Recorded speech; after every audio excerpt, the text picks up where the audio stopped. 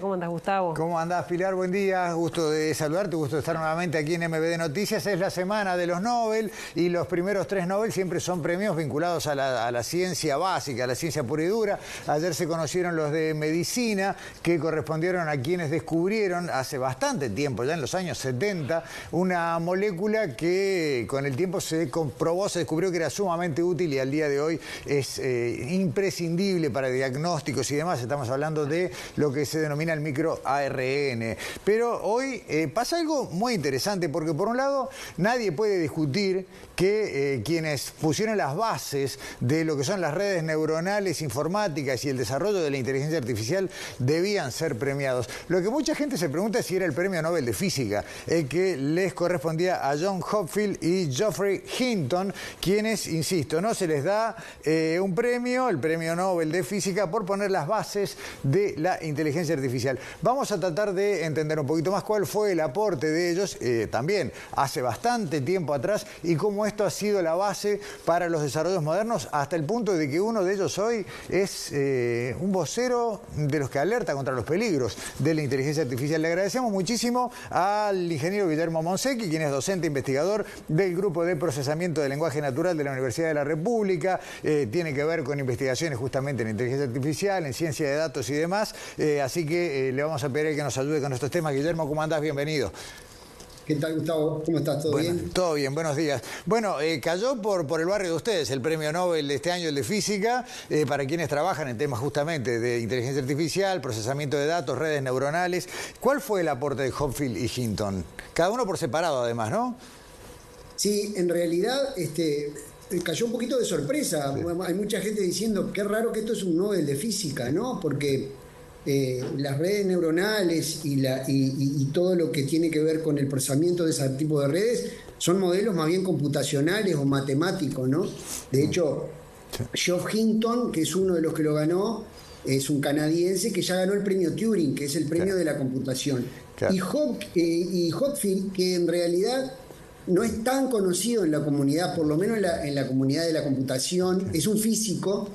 Y lo que se premia, por lo que estuve leyendo, es como la cadena. Hopfield genera uno de los primeros tipos de redes, las redes Hopfield, y sobre eso sí continúa evolución tomado por Hinton y por otra cantidad de gente, digamos. Claro. Guillermo, perdona, para poner en referencia esto, estamos hablando de que Hopfield empezó a pensar en estos esquemas en el año 72, ¿no? El concepto de red neuronal aplicada a la informática. O sea, uno lo vive como la última ola del conocimiento, y acá hay medio siglo de aplicación, de desarrollo, mejor dicho. De hecho, hay más. Los primeros modelos de redes inspiradas en las neuronas son de los años 50, con Maculo y Pitt, desde la biología, y se ha seguido trabajando. En los 70 y en los 80 hubo un gran avance teórico, y esto creo que es lo que premia el Nobel, sobre todo en los métodos para que esas redes aprendan a partir de los datos, que esa es la clave. Ese tipo de redes se entrenan, las redes neuronales son modelos matemáticos que tienen como característica que se entrenan, aprenden a partir de los datos, digamos, que nadie las programa a mano, sino que leen muchos datos y a partir de ahí ajustan sus pesos. Eso tuvo un avance teórico muy importante en los 80 y en adelante, que termina explotando en los años, en este siglo, digamos, con la disponibilidad de mucho dato y mucha capacidad de cómputo. Pero son trabajos teóricos que vienen de hace mucho tiempo atrás. Exactamente. Está bueno. Ustedes aquí en la Universidad de la República y dentro del grupo en el que vos estás, el Grupo de Procesamiento de Lenguaje Natural, justamente utilizan Machine Learning, entre tantas otras herramientas, para alimentar modelos que aprendan a conversar con las personas, porque en definitiva es eso. Sí, exactamente, y son modelos que trabajan todos, hoy en día todos los modelos, así como el reconocimiento de imagen y otra cantidad de cosas, y por lo que vemos la física, yo no voy a hablar de un área que no conozco, pero en todos lados están participando este modelo. Nosotros trabajamos en particular en procesamiento de lenguaje natural, que bueno, se ha puesto bastante de moda últimamente con esto de ChatGPT, ¿no? Atrás de todos esos modelos hay redes neuronales. Son los modelos matemáticos que subyacen a ese tipo de de tareas, digamos, claro, ¿no? Claro, y es un poco la constante, a veces nos sorprenden los Nobel cuando uno ve que se premian trabajos de mucho tiempo atrás, pero en definitiva lo que se valora es ver la evolución de un hallazgo en el tiempo, ¿no? Cómo estamos hablando de bases, de algo que hoy está así, ChatGPT, los teléfonos con inteligencia artificial, los usos múltiples, lo que ustedes están trabajando en materia de ayudar a que las computadoras nos entiendan a nosotros, cómo procesan nuestro lenguaje natural a partir de esto que, como decíamos, tiene esa base que el misterio es, bueno, ¿a dónde aparece la física? Claro, me parece que ahí hay como una, digamos, hay como una reivindicación de diferentes áreas de todo este tipo de métodos, porque este tipo de métodos no se van construyendo porque a alguien se le ocurre, sino que aparecen en diferentes lugares de la ciencia. Y no es casualidad que Hopkins es un físico. Claro. O sea, viene del área de la física. Las redes neuronales son confluencia de una cantidad de áreas y por eso la ciencia de datos es tan rica en eso, ¿no? Bueno, tienen el aporte de la matemática. Yo personalmente creo que al final del día todo es matemática, pero la computación también aporta muchísimo ahí con los trabajos de Turing del siglo pasado, digamos, la estadística, todo ese tipo de disciplinas han ido confluyendo en un trabajo interdisciplinario hacia métodos que permiten a las computadoras aprender, que al final del día es de lo que se trata el aprendizaje automático. Aprender el comportamiento a partir de datos que tienen, ¿no? Está bien, y bueno, y te dejo, terminamos por acá con un concepto que vos dijiste, ¿no? Tuyo, pero compartido. Todo es matemática. Al fin del día, todas las ramas del conocimiento, o muchas de las que estamos hablando, son ni más ni menos que matemática aplicada, que permite, bueno, que los modelos funcionen, ¿no? Desde la física, la informática, la inteligencia artificial, el machine learning, todo tiene un sustrato matemático. Sí, todos son al final del día variantes de la matemática. Eso es por lo menos lo que Y claro, la física se apoya en el mundo real, ¿no? Claro.